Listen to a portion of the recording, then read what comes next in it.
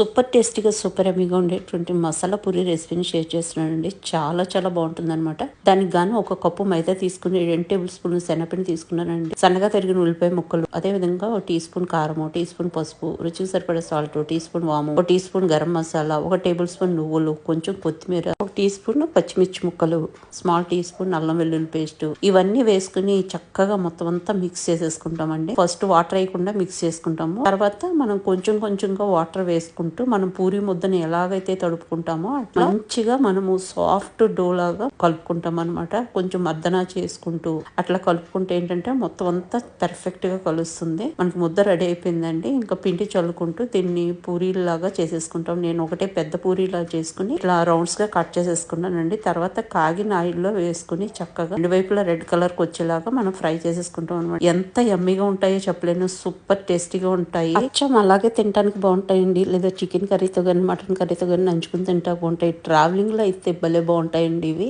Definite గా ఒకసారి try చేసి చూడండి ఫ్రెండ్స్.